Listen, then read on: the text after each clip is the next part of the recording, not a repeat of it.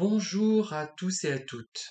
Je crois que souvent, nous, victimes de personnes perverses ou simplement manipulatrices, ou globalement toxiques finalement, hein, arrêtons de catégoriser à ce point-là. Le problème, c'est toxique ou pas toxique finalement, hein. Après, que ce soit un pervers de telle ou telle sorte, finalement, peu importe, à un certain niveau de réflexion du moins. Eh bien, je trouve que nous autres, victimes, comme je viens de le dire, de personnes donc toxiques, globalement toxiques, qui multiplions ces rencontres toxiques parfois, eh bien, nous avons une part quand même de responsabilité, hein. À force d'être trop gentils, ou alors à force d'être en manque de relations du fait de notre particularité, parce que nous sommes plutôt atypiques, donc nous avons du mal à faire des rencontres intéressantes, eh bien, de ce fait, trop de gentillesse et trop peu de rencontres finalement intéressantes, eh bien, on est prêt à accepter un peu parfois n'importe quoi. Et ça m'est arrivé il n'y a pas si longtemps que ça encore. Donc c'était il y a quelques mois en fait, hein. Et j'ai été confronté à quelqu'un qui m'a débité un certain nombre de choses, de vérités, d'éléments dont je vais vous faire part et ça va peut-être vous amuser et vous verrez à quel point je peux être encore extrêmement naïf, extrêmement bienveillant et bête, trop gentil, trop bête. Bon, j'ai fini par réagir, mais par rapport à d'autres thématiques, quelque chose qui a été finalement la goutte d'eau qui a fait déborder la cruche. La cruche, c'est moi, hein, en l'occurrence.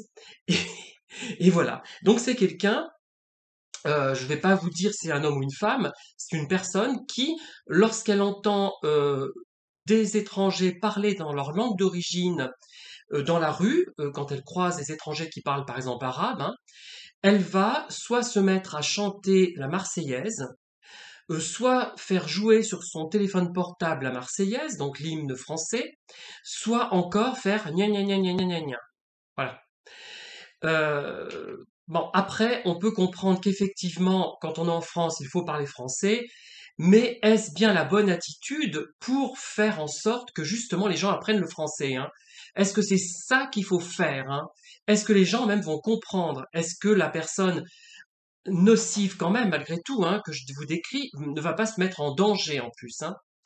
Autre exemple, euh, quand elle constate, mais je vais pas donner le contexte, hein, parce que je veux vraiment rester le plus anonyme possible, quand elle constate que, je sais pas, moi, il y a un Africain d'Afrique noire qui s'exprime, moi j'entends cette personne, la personne que je considère comme nocive l'entend également.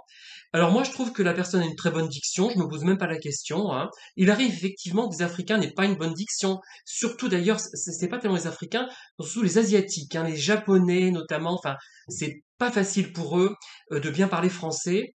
Et sous prétexte que cette personne est noire, elle va considérer qu'elle a une mauvaise diction. Alors que moi, je peux vous assurer que je le dis, cette personne parle très distinctement, je comprends parfaitement. Bon, ce n'est pas une personne qui est sourde pourtant, hein. Voilà. Deuxième exemple, hein. Euh, Autre exemple qui vient donc de la même personne, hein. Euh, Elle voit une personne noire, on va dire, hein, de couleur, comme on dit, un Africain d'Afrique noire, qui dans la rue bâille, mais sans placer sa main sur sa bouche, hein, comme on doit le faire quand on est poli.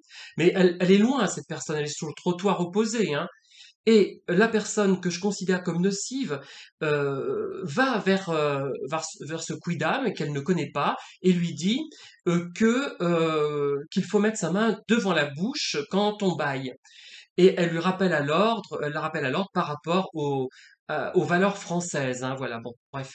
Bon, il y a d'autres exemples hein, que je pourrais vous donner par rapport à cette personne-là, notamment il y a quelques années, euh, elle m'avait reproché d'être homo, en fait, hein, voilà, en simplifiant, parce que j'avais écrit un livre qui mettait en scène deux homos, c'était, je crois, Le voleur de trottinette, et j'avais vraiment été quasiment mis en accusation et sans possibilité sans avoir commis aucun crime, hein. Je ne suis pas un criminel parce que je suis homo. Enfin voilà.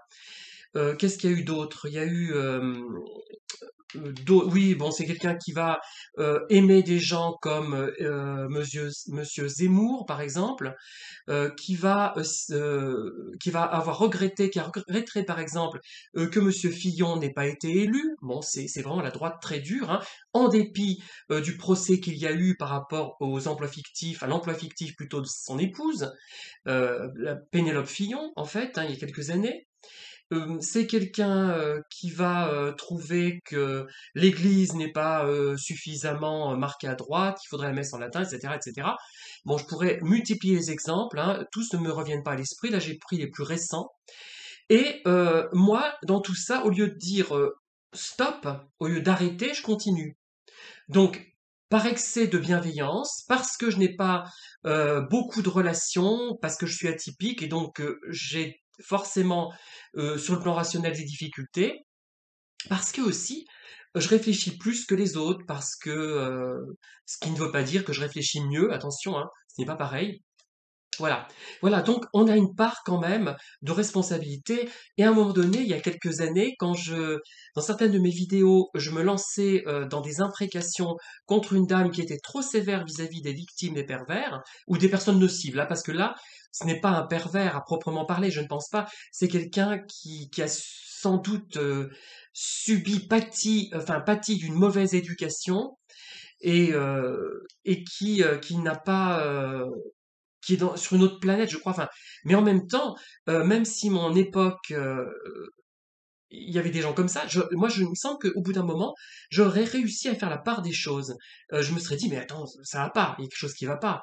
L'extrême droite, c'est bien beau, la droite radicale, c'est bien beau, mais peut-être qu'ils ont pas tout à fait tort à tout point de vue, je ne sais pas. Mais quand même, globalement, il y a des idées très choquantes là-dedans. Eh ben non, non, cette personne-là, ça ne l'effleure pas. Et un jour, elle va se prendre une bonne raclée, une bonne baffe, hein. Voilà. Et alors, par contre, si là, j'ai pas dit c'est un homme ou c'est une femme. Si il s'agit d'une femme, par chance, elle aura les comportements sexistes qui indiquent qu'on ne doit pas frapper une femme. Pour une fois, le sexisme aura du bon et elle s'en tirera à peu près indemne. Voilà. Merci de m'avoir écouté. À très bientôt.